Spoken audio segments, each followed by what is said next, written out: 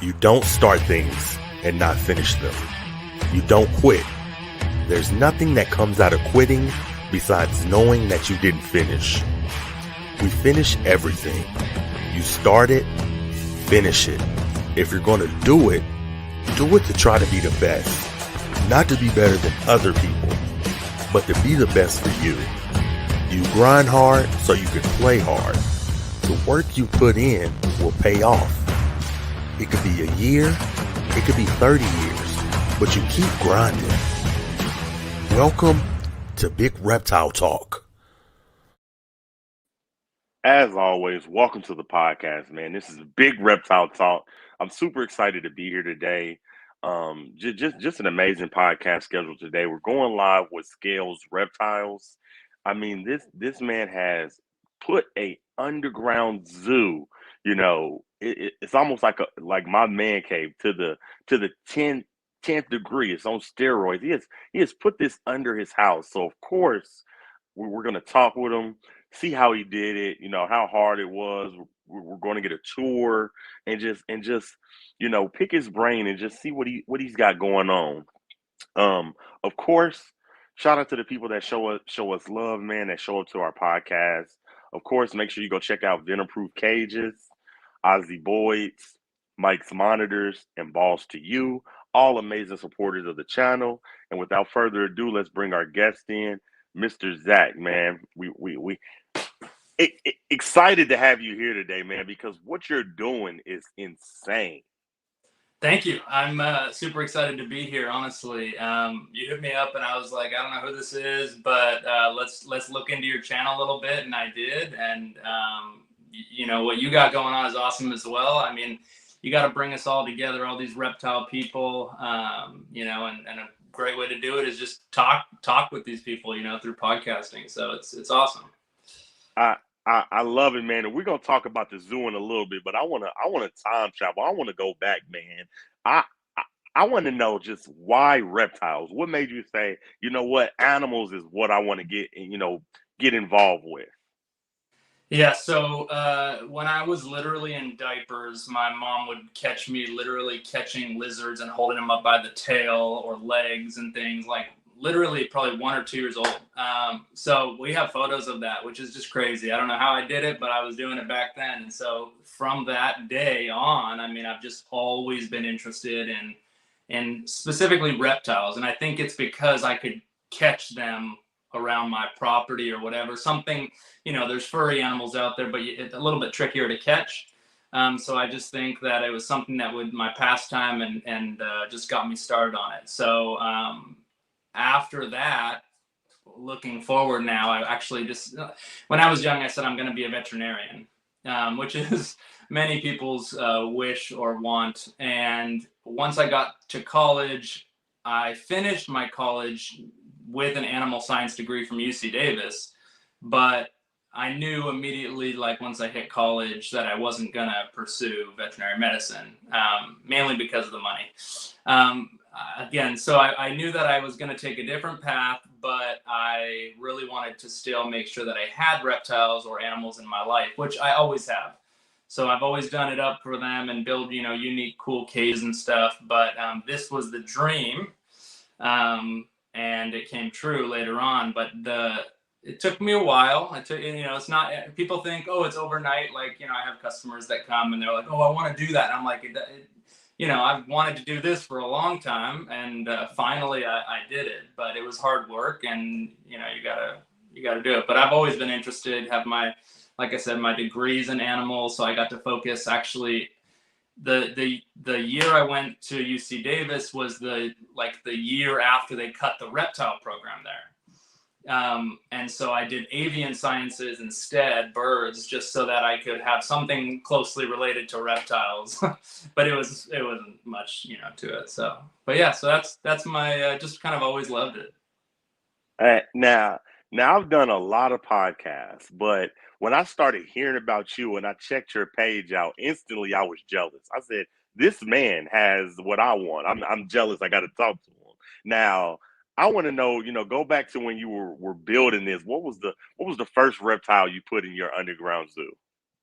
Yeah, so So I don't know, maybe I had like 10, 15 reptiles or something like that I've had for a long time, and I'll tell you about them. But um, ultimately, I was building it for them and for me. But when I started building it out and I had the space in here, I'm like, okay, yeah, we're gonna, those reptiles are gonna take up like half the space. Like we need to find some unique and cool stuff, to put in here. So we had extra cages. So the first one that I added, I believe, was a Brazilian rainbow boa. And then a carpet python. But really, there wasn't enough thought put in, which is why things are always constantly changing around here. Cages are getting upgraded, different animals moving in and out. So I'm finding what animals really enjoy being in the zoo, being up for people to look at, and what don't, and kind of going from there. So one of the first, but the big ultimate cage that you'll see in a minute was specifically, I wanted like the centerpiece showpiece, but the girl who got in there is my Tegu, who's 16 years old. So this was her retirement home. I promised her a good retirement home, and the problem is it's real tall, and Tegus don't climb. So again, everything is kind of fluid around here. She'll probably move to a new retirement home, and I have somebody going in there later. So it's always changing, but. I love it, man. I love it, man. Now, you're a part of the reptile hobby. I'm a part of the reptile hobby. And, we all have our favorites. So I say that to ask you, who are some of your favorite people right now in the reptile hobby?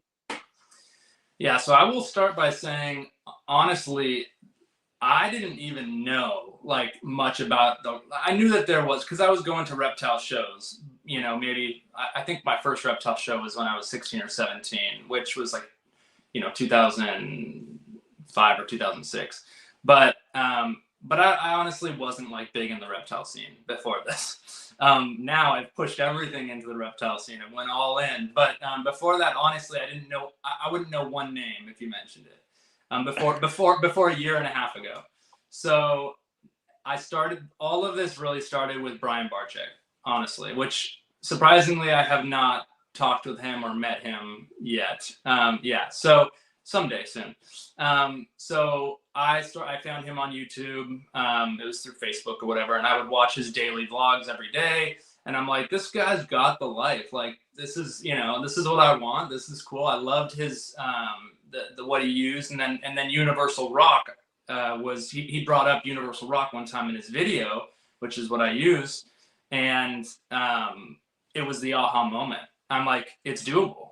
It's because other than that, it was stucco and like cement job, and I could do it, but I didn't want to. And so this was, I'm like, I could do with Universal Rock. And so from there, he was basically the start of all of this, honestly.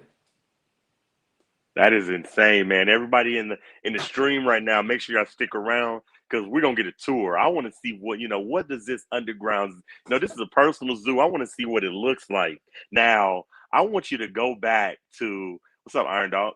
I want you to go back to when you were, when the zoo was just a thought.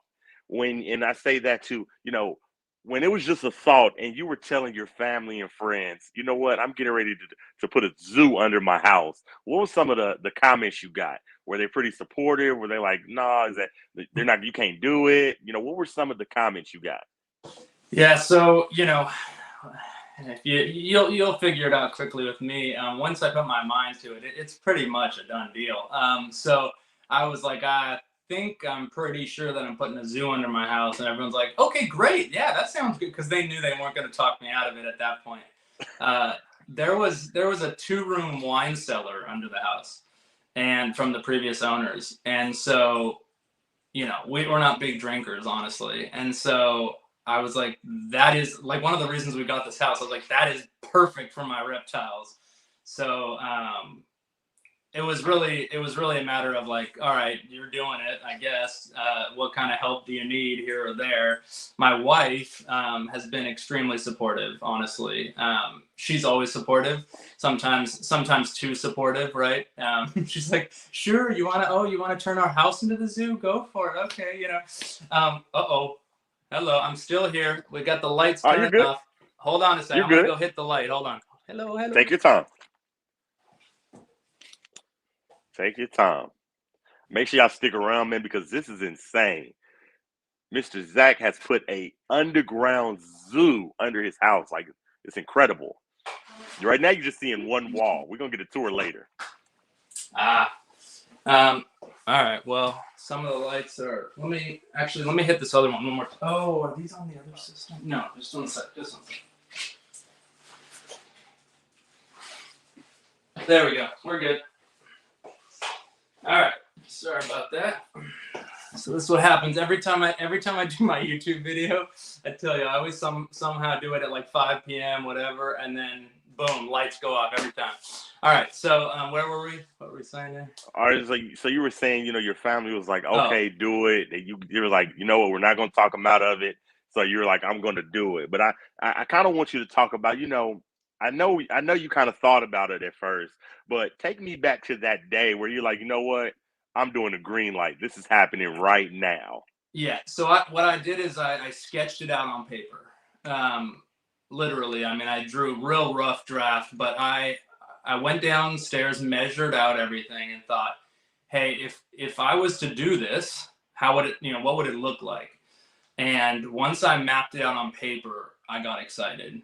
And that's when I think that's when I was like, oh, this space was just beautiful. It was built for this. And so that was the moment when I was like, yeah, this is happening. I shared it with my wife. She did not think she's love my wife, but she can't visualize. Like, some people can very much visualize things and some people really need to see it to understand it, kind of thing.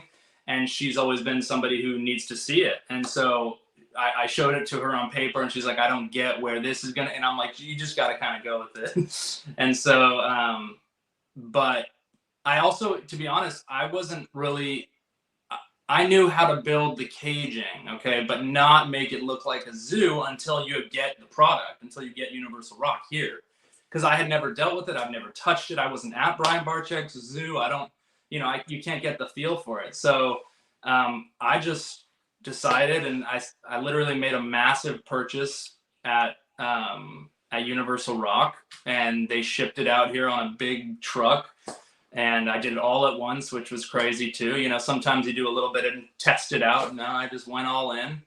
And when it got here, I think that was the moment that I was like just freaking out, because I was like, it's exactly what I want to work with. So I love it, man. I love it. Now, how was the city, man? Were they pretty objective? Were they pretty much like, you do it, or were like, no, you need 1,000 permits? How was the city when you decided? Yeah. So let's just not talk about this. No, I'm just kidding. The city has no idea. City has no idea. Nothing that I did technically breaks any city coordinate, anything, because everything I own here is native. I mean, is allowed in California. I don't need permits. So even I have 2 rattlesnakes, and they're native caught rattlesnakes that you can own, as long you can't sell them. But so I'm allowed to do all this. I just changed the current space to what I wanted, and so yeah, I got lucky with that. So I love so far, until we expand, until we take out the whole backyard and make that into something crazy, then I'm still yeah, we got plans. Yeah. Oh, that's insane. So you planning on, we ain't seen what you got yet, but you're already planning on expanding even further. Oh, we've been expanding. So yeah, I'll tell you about it. Yeah. That is insane, man. Now I got to give you a hot seat question, and I mix these up through my show. Let's say you didn't have your zoo, and you needed to work somewhere. I know you got a 9 to 5, I believe, but let's say you didn't work. Let's say you needed a job and you didn't have your zoo. Where are you going to work and why? Are you going to work at Barczyk at his zoo, Brewer at his zoo, or at like Gatorland or the current zoo where you live? So, I mean, the hot seat question sounds more like if I didn't have to make money, right? If I didn't have, because I would personally go to a job that would make money so that I can enjoy these things. All the places you said are, jobs that it's fun and I would love it. So, but I would have to support myself and my wife and things. So that's the tricky part. if I had no worry about money and just where would I go work, and I didn't have this particular zoo, that's a tricky question. Honestly, I'd probably go work for some sort of like Academy of Sciences or something where they have, you know, a bunch of animals, but also just talking and educating people. I love hanging out with people and talking and doing education. So, but I love that. if it came down to the money, I think I'd have to go a different route. I love it, man. I love it. Now, this is just for my curiosity.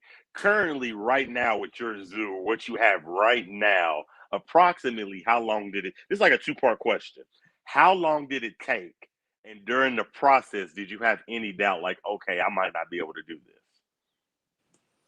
So the majority of what you'll see, which really is the bones more so than anything. So when we talk about like automatic water sprayers, heat lamp, you know, different thermostat, you know, heat pad, all that stuff, a lot of that stuff came throughout time. But the majority of what you'll see was built in a matter of 3 months. And I would say that 95% of it was done by myself alone.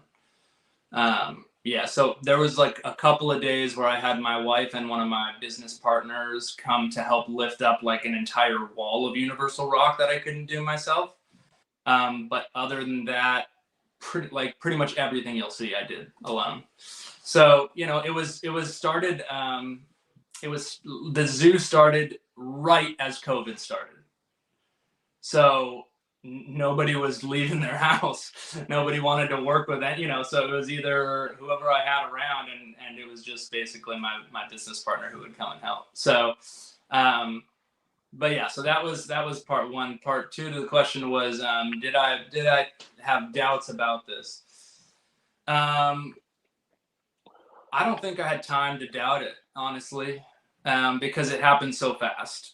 I would say the biggest, for sure, the biggest doubt was dealing, and always is dealing with the acrylic. My choice for acrylic versus glass.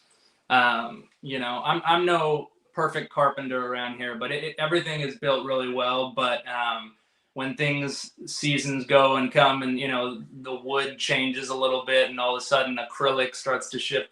So those were when I started to get those cut and placed, and the doors. That was probably my biggest doubt early on. Was should I have went with something different, you know, for the future, long term? But so far we've made it through, you know, enough seasons to see, and it's held up pretty well. So. I love it, man. I love it. Now, you don't have to hit the number right on the head, but I'm curious, approximately how many animals do you have right now, and what are some of the? This is like a three-part question. How many animals do you have? Kind of what do you have? And is the running your own kind of personal zoo, is the food bill atrocious? Is the full bill you said? The food bill. Food. So, all right. So I probably have about 100 reptiles, and kind of jumping straight to it, I actually decided early on that if I'm going to have 100 reptiles, I need to produce my own food.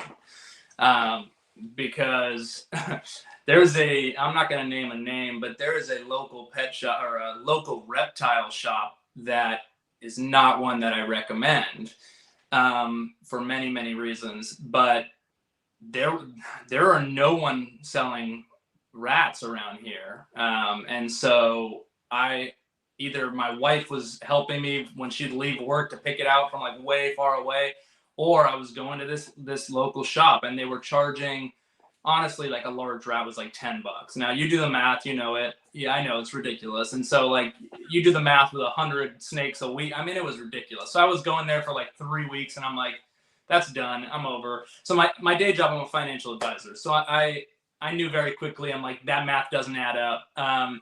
And so, not to mention that our start of all of this was like lower end reptiles, somewhat lower end, I would say. And so again, the math doesn't add up when you're putting in $10 a week, just one of these snakes. So What did I do? I added on, I expanded, I built a full rodent room. We probably, right now we're probably producing maybe 100 to 125 rats a week.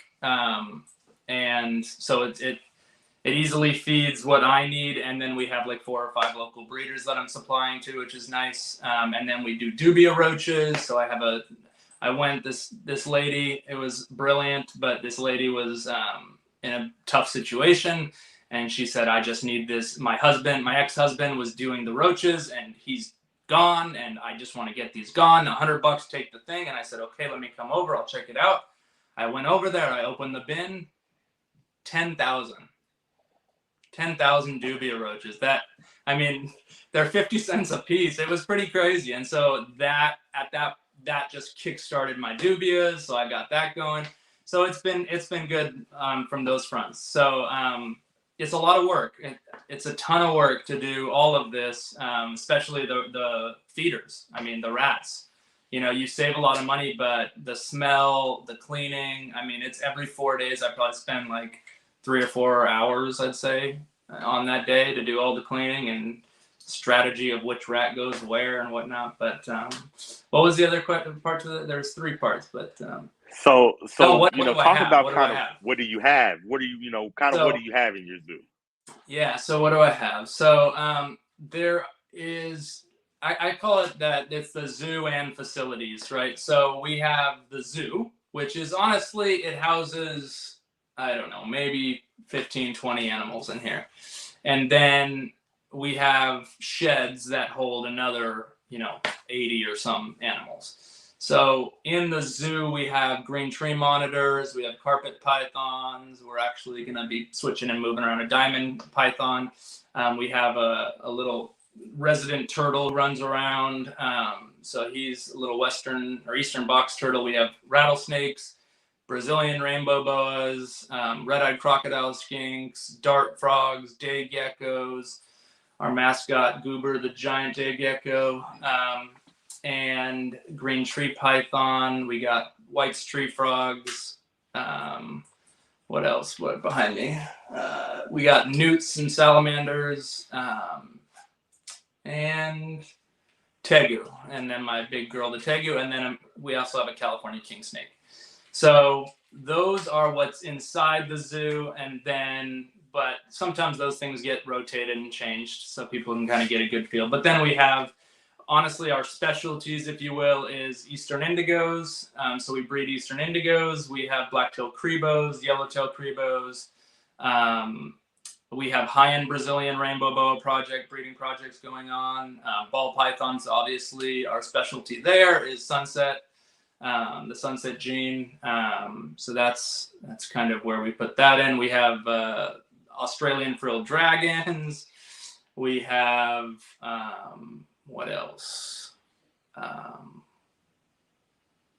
Mexican arboreal alligator lizards, Mexican black king snakes, gopher snakes. Yeah, that's about it. I love it, man.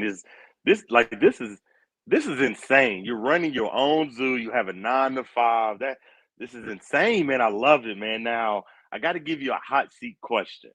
If you could have any celebrity guest, anybody in the world visit your zoo, who would it be?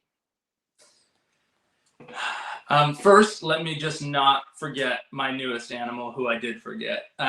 Draco, our little green anaconda, which we just added to the collection. So I have to call him out because I almost forgot that little dude. So next to the question, I mean, honestly, again, because I'm just not so big in, like, I try, but I'm all very busy.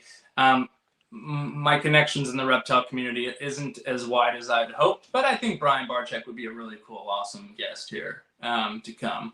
I've also reached out and Dave Kaufman, yeah. So I've asked him or I've mentioned to him that I have this, and I know he does these little YouTube videos. So I honestly think having him would be really, really cool too. And he said next time he's in the area, he's definitely coming. So we'll see. Yeah. So honestly, any of those guys would be great. I just love sharing what I do. So, That you and Dave cost me, and man, that would be an Yeah, insane I know, I know. collab. I feel like That I feel like I should. He's probably a number one, honestly.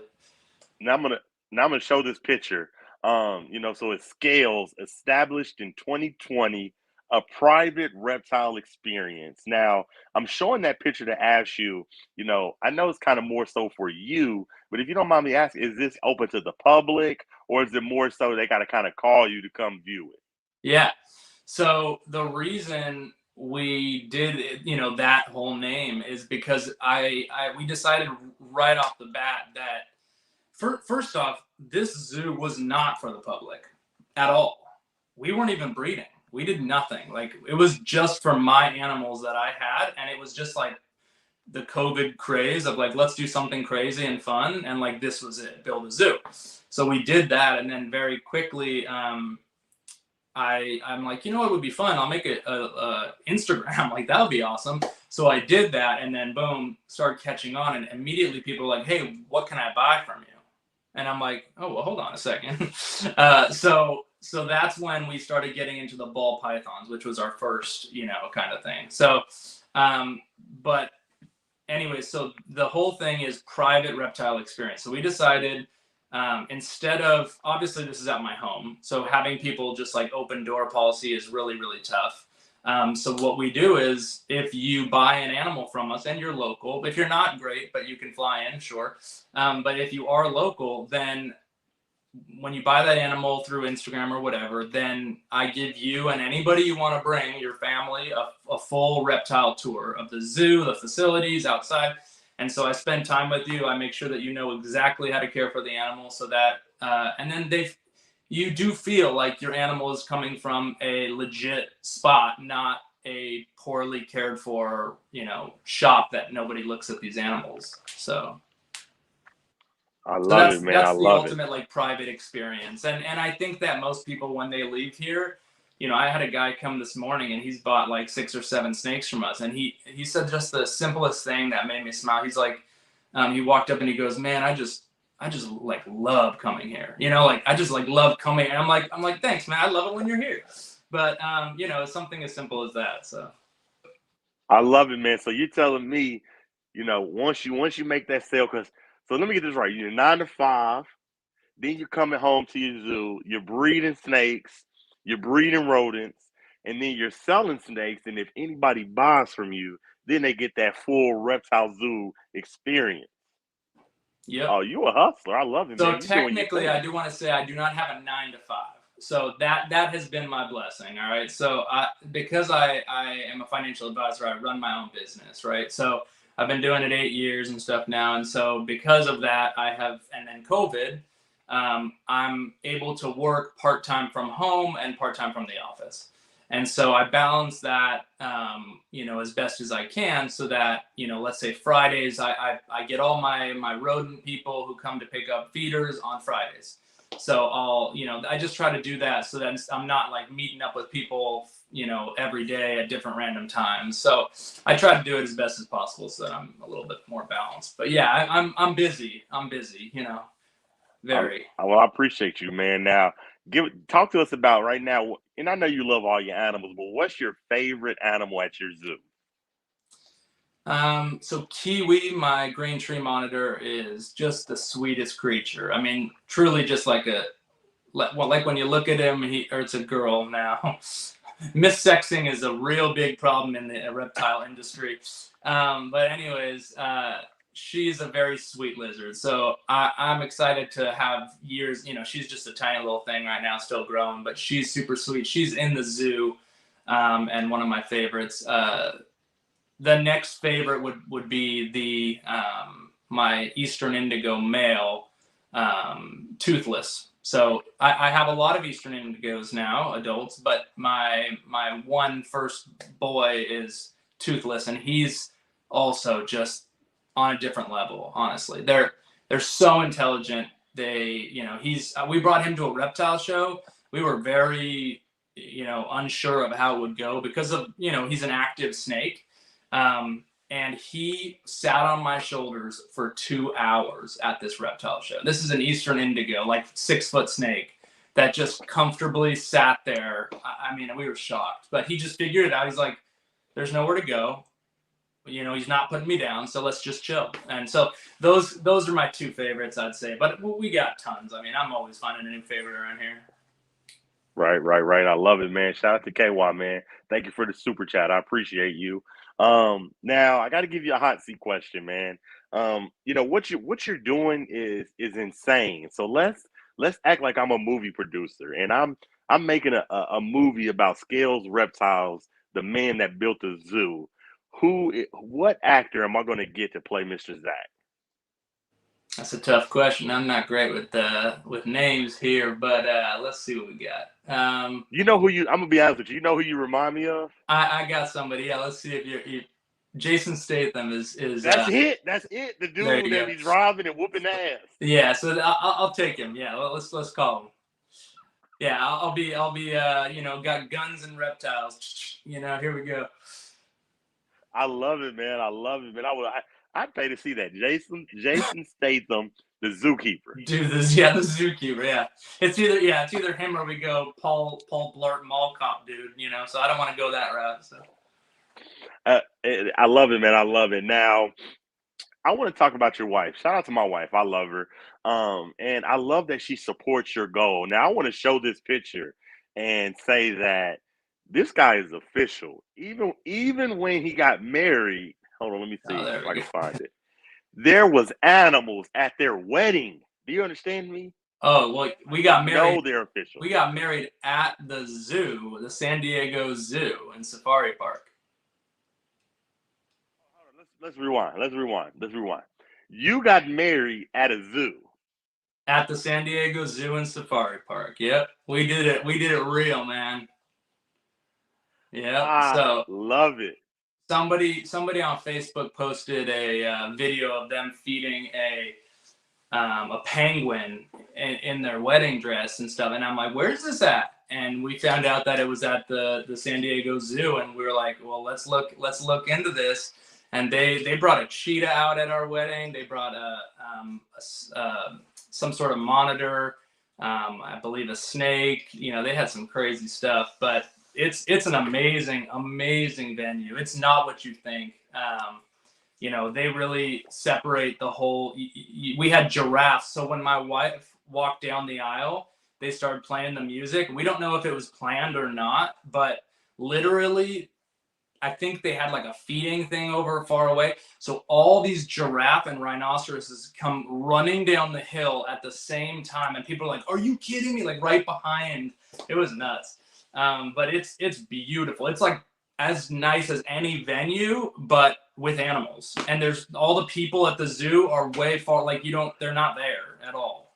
So it was cool. It was awesome. A lot of work. I did all the we had to bring so the problem with getting married at a zoo is you have to bring everything into the zoo that you want to have at your wedding, but it's like a regulated system there. Like you can't just walk onto it's gates and all that. So you had to go like these back rows, and they had to do one little golf cart going back and forth and back. I mean, it was a nightmare, but it got done and it was beautiful. So. I love it, man. I love it. Like this, I need y'all to understand, everybody in the chat, that this man is official. He's animals at home, animals at his wedding. Like he's living a life that I want to live. Like I'm jealous, man. Now I gotta much love to Fungus Queen, man. I thank you so much for that super chat. Shout out to Reptile Feedings, man. I see you, Fungus Queen. Thank you so much. Now I got to give you a hot seat question since we flashed that picture of your wife. Now this is a hot seat question. You know, you're breeding snakes. You know, snake breeders have lots of projects going on. So my question to you is, you know, running a zoo, having so many projects going on, have you ever wanted an animal for your zoo and you might have fibbed to your wife about the cost of that animal? You're like, baby, I really need this gecko. It's only 500. It's really 1,000. Not once, honestly. No. I truthfully I haven't, because she is so supportive. Like I said in the beginning, almost too supportive, to the point where it's like, hey, baby, you know, this snake's like, you know, as much as my car. What do you think? And she's like, do you want it? Do you love it? I'm like, yeah. She's like, well, then I think we should get it. I'm like, great. How about saying no one time? Help me out. Like, we all got this issue of like buying too much, but honestly, she's been supportive. The biggest thing though is, like I said in the beginning, is it's hard for her to see the end goal, or that there is a lot of potential money and business in this as well as fun. And we invested a pretty penny into this zoo, this project, the breeding. And so until we get to that point where it starts actually making money, it's difficult, to just continue to fork out money. It's like, okay, well, we haven't made it back yet, but there's another snake for sale. It's like, all right, well, So, anyways, but she's been very supportive, and I haven't said it a fib, if you will, on the price, because I don't need to. I love it, man. I love it. Hey, shout out to Kurtwood, man. Thank you so much for that super chat. Happy birthday to my brother Kurtwood 75. Y'all make sure y'all go subscribe to his YouTube, man. He's doing amazing things. Now I got to say this because, and I made a joke, and I'm gonna tell it to you before we go on to the podcast. So I'm watching your YouTube, and I'm looking at your Instagram, trying to form my questions, and I knew that you were a financial advisor, or you were like an accountant, something in the financial field, and I seen you had a video. I think it was like there's $40,000 worth of snakes in this box or something like that, and I said, oh yeah, he's got it. I said because he's good with money. He's probably we can buy that. We can switch that money over there. We can do that money over there and make it triple. I said, I know he's good with money because he done bought $40,000 worth of snakes. What was in that box? Yeah, that box was mainly the Sunset Project. And so there was what, I don't know how many, 4 snakes was in there. I think were in there. Yeah. And so very expensive snakes are the Sunset. Are you familiar with the Sunset? I am. Oh so yeah. So we had bought 4 snakes in that box, and not many people know about this, but I'm happy to share it because I want to. The good, the bad, the ugly is Brian's thing, and it's true, right? I mean, it's not everything is as good as it all seems. We In that box we had one adult female. She was an adult female Sunset, not cheap, right? I mean, I wanted to jumpstart my project, and within 7 days, she turned upside down, coughed up blood, and died. For no reason, like zero reason. That we didn't even, like, there was no feeding that went to, like, it was just nothing. And those are things that happen, right? And so it's not easy to deal with, but you just try to make the best of a bad situation and try to move on. But anyways, so yeah, that was not a cheap box. But the good news is that everyone else in that box is doing fine, and it's an investment, right? I mean, when I talk to my customers, I mean, if you do this reptile industry right, and you pick and choose of who you're buying from too, because that matters, right? I mean, buying from certain places and people that aren't taking care of their animals, it might be a bad investment. But if you know and you treat your animals right, those animals are your pets, your family, and an investment. And if they breed and they give you their babies and you sell those babies, that's great. And then you still have the investment, right? I mean, it's an interesting circle of life and business and family. I mean, we treat our animals honestly. Like my dad, when I was growing up, every animal is family. Are you there? I am. I'm here right here. I'm here. Oh yeah. Shit. Did I freeze up?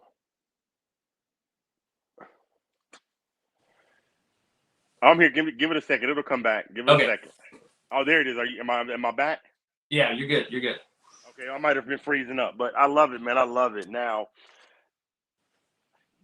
like you said, everything is an investment, man. Now, I want to go to the next question because you have so many animals. What right now is your dream animal? For the zoo that you plan on getting. we have a lot of my dream animals. I mean, to be honest, we really do. I would say that the Eastern Indigo was my dream animal. We got freakishly lucky, and we got our first pair of those last year. But so that was number one. Number two, I always thought it would be awesome to get a green anaconda, but I said no, like that's not happening. And so just recently we did acquire one, and it was because somebody reached out to me and put that on me, and I'm like, ah, shoot. And it was a baby, and I figured they grow real slow, and we have the enclosure for a young adult. Anyways, so those were two of my big ones. Green tree monitor, I'd say initially was a big like dream animal. So when we look at new and up, I don't really have any off the top of my head that are like just calling like I need this right now, honestly. But I'd say some, I don't know, honestly. I don't have too many, but it's always changing, man. Always changing. Somebody reaches out to me, somebody posts an awesome photo online, and I'm like, oh, that's what I need, So if you notice on my page, like the stuff that I choose to buy is stuff that I think is extremely in or hot, or I think will be hot, isn't like is kind of the underdog right now, and things that sell really well too. So Right. Just real quick, KY, Kurtwood, Fungus Queen, just thank you so much for the super chats. I appreciate your support. Thank you so much. Now, my question to you is, because you have so many animals, your enclosures are just top notch. Before I ask this question, I'm gonna show some of them. Of course, we're gonna do a tour. I want to see a little bit of what you got going on, but I want to show some of your enclosures. They are literally, top notch. You didn't skimp. You didn't, cut corners. So, my question to you is, running a zoo, how important are enclosures, proper enclosures for your animals? I want you to kind of touch bases on that. Why you put so much detail in your enclosures, because they're incredible, man. Just talk about your enclosures. yeah, thank you. So I think having the right enclosures for the right animals is really important, right? I will say that not every animal that I own has the zoo quality enclosures, but all the animals have what they need for sure. So, ball pythons, some of these ball pythons really enjoy tub systems. That's where in nature they would be in a tight little snug hole in Africa, and they would be there for most of their time, right? So those enclosures, I do have some of those, but when it comes to some of the animals that are in here, and some of the animal like green anaconda, anything that needs that a little bit more function, a little bit more brain activity, we try to always enrich them, whether it be something as simple as food, right? I mean, you can switch up food items to keep their senses different, things like that. So, but I think when it comes to what we have here, it's as important as anything. I mean, you think about it, some of these animals I have my office upstairs. That's a whole nother part to this place. But we had day geckos and dart frogs in there, and they just started breeding like crazy. And I'm like, what the I mean, I thought this wasn't supposed to happen but it was like everything was just perfect, right? We had automatic sprayers going like 5-6 times a day, and where they're from, like it was, I mean, it was just awesome. And so you notice the animals are happy, they do better, they eat better, they're friendlier, honestly, if you give them what they would have in the wild.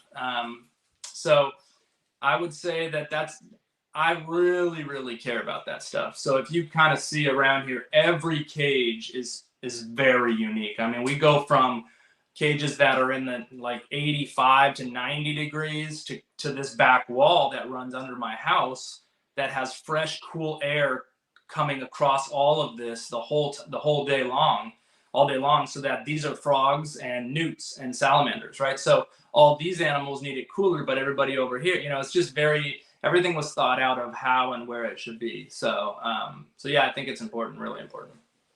I love it, man. Now, okay, of course, we're getting close to the tour, man. I want you to flip your camera around and let us see. But I want to talk about, your add-ons. What are some of your plans to expand where you're at right now? All right. So right now we have, the zoo. We have a few sheds. We have the large tortoise enclosure outside for our 100-pound tortoise, and then we have my office. But I live on an acre of land, and majority of that acre is untouched. So we don't know yet. But right now we're thinking there's a lot of potential right behind the property to do some either more outdoor enclosures. Right now we have, you can see on my page some of the tortoise enclosure pen that we built. But I went to the like alligator farm in Florida, and my wife was like, shut up. Like, cause I was walking there and I'm like, oh, we got to build that. Oh, I need that, like that enclosure, like these outdoor enclosures. Like the whole time I'm like, oh, I'm going to take that waterfall and put it with this one. So, there's ideas for that, but then there's also ideas for doing more of the zoo, right? So more of the rock wall type stuff. So that would be choice number or option one. Not necessarily the better option than option two, which is a friend of mine and myself have been talking a lot about, if things go well in the next year or so, to potentially create like the Bay Area's Scalez Reptiles, but doing it real, like at a storefront. So building out a real zoo in the Bay Area. So we'll see. This man is hustling. He's built one under his house, and now he's thinking about opening his own reptarian. Maybe like this is insane. Real I quick, mean, if you think about it, where are you from, Eric? I'm in Kansas City, Kansas. Kansas City. So in the Bay Area, which is one of the, you could call it one of the wealthiest areas, right, in the U.S., there is no reptile zoo places besides for the East Bay Vivarium, which they're not a zoo, right? They're not. They're a pet shop. And honestly, from my childhood, we would always go there. I love that place. I'm not going to say anything bad about them. They help, they're great with their customers. But again, I will say that they are a bit outdated, right? Their cages have not been upgraded. They're, things like that. There's another shop in Hayward or whatever, which is local around here. Same style. Great place, great people, but nothing has changed around there for 20 years, right? And so now I think that this reptile community is just blowing up, and people want to see this stuff. They want to see the zoo. They want to walk. They want to learn. And so that's the idea, is maybe we open up a zoo, and then next door we do like a reptile shop with it. So, Mr. Zach, I want to tell you something. I thought I was doing something when I went and got my vision cages. I was like, oh, I got the top of the line vision cages. You just made me feel like I don't have nothing right now. When I see what you got now, real quick, Fungus Queen, much love. Thank you so much for being here. I hope you come back and watch the tour. I want him come back, watch the tour. It's gonna be insane. Now, what you have done is insane. Like, you have built what Brian Barczyk has under your house. To me, that's my impression. And it's just, I mean, I'm envious and I'm jealous, man. Now, real quick, I want you to turn your camera around and kind of walk us around a little bit. Yep. All right, let's do this. It, So, let me just make sure I don't turn you anything on. And I'm gonna take myself out of the stream, but I'm still here. Okay. All right. Let me see if I can. I'm still here. You can still hear me, right? Yeah, but I don't know how to turn this camera around on your screen. So on the bottom of it, it should say mic, cam, guest, or more. Yeah. Cam. Where it says cam, you touch cam. Yeah. And it should say like, setting. No, wrong. Actually, it's the three dots. It's the three dots. You touch it, and then you go to settings. And then you go to camera. Let me turn it sideways. Hold on. Three dots. There isn't. It's mic, cam mic, and chat, and then leave. Okay. Well, you might not be able to turn it around on your side. All right, I'll do my best here. It's gonna be a little trickier than I would have hoped, but that's I can see it. We can see you. Okay. So yeah. So this wall has some pretty standard type cages. but built into the wall, right? So you can see kind of like straight on the mesh right there. So this is what I call, I'm just going to do my best. You tell me if this looks anything good here. Oh, it But looks perfect. It looks so perfect. this is like the frog wall, basically, is what I call it. So we got a couple of different enclosures here. Do me a favor. Turn your phone like a hot dog. Oh, like this? Yes, that's perfect. That's perfect. We can see it just fine. My Okay. friend said go to settings, but we can see it just fine. All right, cool. So so I'm just gonna do it like this. So anyway, so this is this enclosure, these two enclosures right here, along with on the bottom. This is all custom built in there. So this one's for our carpet python right here.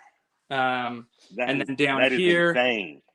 down here we have, these are the dart frogs, and then we have the red-eyed crocodile skink. So they all live and coexist together in here, which is really cool, because I tried to find animals that can get, you know, in the wild won't kind of screw with each other, and they've been doing great together. And then down below we got the California king snake down there. Kind of hard to see, anyways. So Oh, we see it. okay, and so then we also, which you can't see in the back, but there's a little turtle that runs around back there, and his name is Crazy Eyes. So his enclosure is right here. I'm trying to see what the heck we see. Yeah, okay. So he gets this entire thing down there, and it spans Oh, that's all the way awesome. right and left. And it actually has caves in the back right and left corner. Can you see that? Yes, that is insane. Yeah, so those caves are actually really big, and he goes in there at night and to like hibernate a little bit. And then we actually opened up this space right here for him so that he can go in and out of his enclosure as he wishes, because he would always just climb out anyways. So we let him out. Now this wall, this actually was part of the addition. We remodeled our house. And so they were tearing this out from the old part, and I'm like, hold on, that'll go perfect in my zoo. So they're like, oh, okay. So that's another carpet python over here. But we'll be That is switching. awesome. I believe we'll be doing like a diamond python. Our diamond python from upstairs was going to go in here. So then this enclosure is the one that you kind of showed on your page there. And this is one of my favorites. And right now you'll see Kiwi coming to say hello in the back there. So this one has so many crazy things with it. And actually our automatic water system is down below inside this rock wall, and it waters like all of this whole side of the zoo all automatically. But this is cool. It's got the heat lamp built into the rock up there. And again, multiple different automatic waters and all the stuff for these three lizards in there. And then over here, let's see what we got. Yeah. So over here, these two are again custom. And this is our rattlesnakes up top. So we have Maraca and Junior, and those are wild caught local to my home.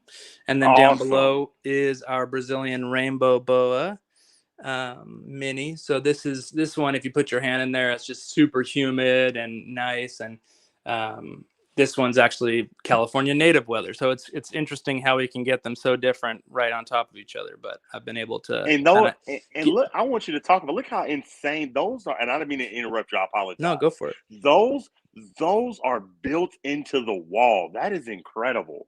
Yeah, this one was really cool because they had shelving here originally. And I'm like, if you took out that middle shelf, we could move that one and make two like awesome cages. And these are two of the best cages for temperature. If you want a specific temperature, it is so perfect in these cages, like to just monitor that. So we have some like ventilation going on the sides, and and then a drawer down below for like all different heating elements and things like that. And then over here, this cage has been used for a couple different things. It's kind of when you enter in. This is a really cool cage, really big. So right now we have our little neon day gecko babies running around in here, and we have some other green and black dart frogs below. Let's see. So you see this tree right in the middle? Yes. So when I was tearing out this wall, I got to this big like 4x4 stud, and I'm like, oh, that doesn't look like I should hit. Probably shouldn't hit that out. And anyways, that thing holds up my house. So I'm like, well, now it's smack dab in the middle of my zoo. Now what? And so what did I do? Wrap it in a tree stump. So now it's if you can see it, I don't know. Let's see. It's got all the tree and the vines and stuff. So that was pretty cool. And then this cage is the tegu enclosure. This is that big enclosure that you said, or that you saw. Right now, a little bit under construction, if you will. Basically, our tegu is in hibernation underneath that big boulder. But this is actually a whole waterfall feature over here. So this waterfall comes all the way from the top down, trickles over into the pool. And then the problem, we have a little bit of a power problem. Basically, in the winter, we crank up the heat on so many different things in here. So we decided to just turn down the heat on this cage. So a lot of the lights are off right now because she's keeping it cool. And then there is our mascot Goober. You can see him kind of in the back there. Yeah. And then this is his little enclosure, and then up top we got the green tree python. So that is the zoo, and you can kind of see a little back view here. But so that's let me the go zoo. back And then, like I said, we have multiple other locations with unique and cool, crazy cages and stuff like that. So hold on, I muted you. I love what you have done under your house. Like, I'm jealous. Everybody in the comments is like, that is insanely cool. It's cool setups. Like, I want to come and see it for myself because it's incredible how you have built a rock wall and encased your enclosures. It's awesome. Thank you, man. I appreciate it. Yeah, it was a dream, right? And it wasn't easy. I'll tell you, it wasn't easy. It wasn't cheap, but it was worth it. I'll tell you that it was worth it. I mean, even if you take away the business side of this whole thing, you take away the money. I didn't do this for the business. I didn't do this for money. I did this for fun, for me. Did I freeze up? Is it me? Give us a second. It'll come back. I don't know if it's me or you, but that like just insane, man. To build something. Just okay. I'm back. All right. What you have done is just under your home is incredible, man. And I want to say thank you, man. You gave us an amazing hour, man. Just it's incredible what you're doing, and I can't wait to see how you expand it and just make it even bigger. But you own to something. Thank you. I appreciate it. I really do. I appreciate you reaching out. If I could say like one little thing here, just to help direct people a little bit to my pages. I don't do it very often, but I like to give a little shout out to myself here or there. But so Scalez, Instagram is at Scalez Reptiles with a Z in the middle, right? Scalez Reptiles. And then my YouTube channel, I'm working at it, guys. I'm trying. It's not, as you've said many times, I'm a busy dude, and so I try my best. It's also difficult when my wife works too. So, but I'm getting there. I'm moving on up with that. But that's the link is at I don't even know what it is, but the link is in my my Instagram page, so you can check it out there. I'm trying to do week or every other week videos right now, and hopefully get to a lot better from there. So. Please go check him out. He's doing incredible things. He's getting ready to expand. He has so many good, future plans. I just appreciate you giving us an hour. Real quick, KY Constrictors has a question. He wants to know, where did the backgrounds come from, like the rock pattern around your cages? Yeah, so that's called Universal Rock. It's out of Texas, and they will ship you a background specific to like a cage size that you want to do. That's not the way I did it. What basically how all this came is on It's an 8 foot by like 8 foot or 8 foot by 14 or something like that.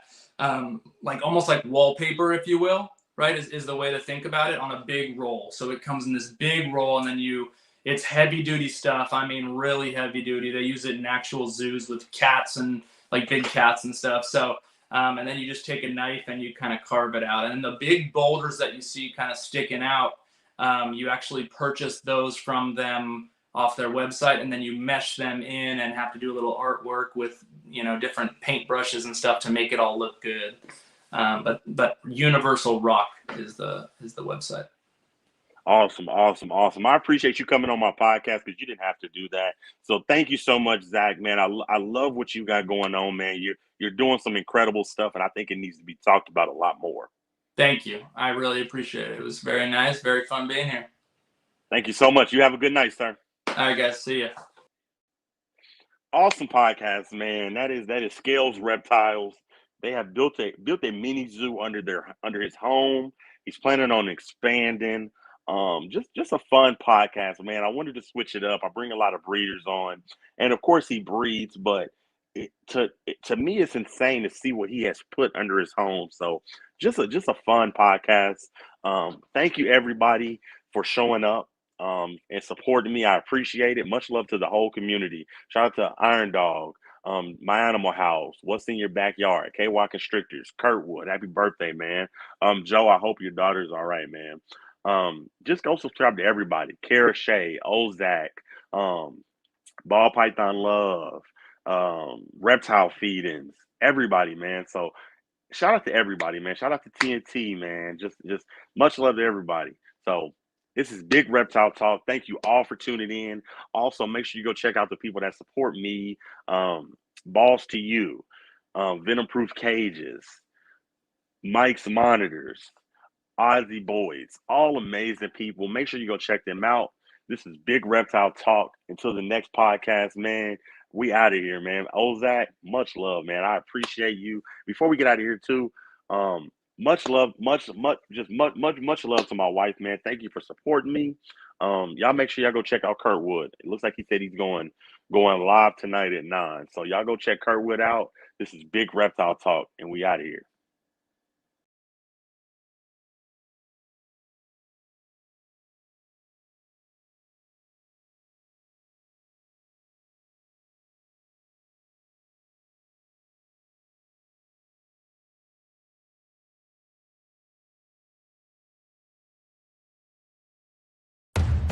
You don't start things and not finish them. You don't quit. There's nothing that comes out of quitting besides knowing that you didn't finish. We finish everything. You start it, finish it. If you're going to do it to try to be the best. Not to be better than other people, but to be the best for you. You grind hard so you can play hard. The work you put in will pay off. It could be a year, it could be 30 years, but you keep grinding.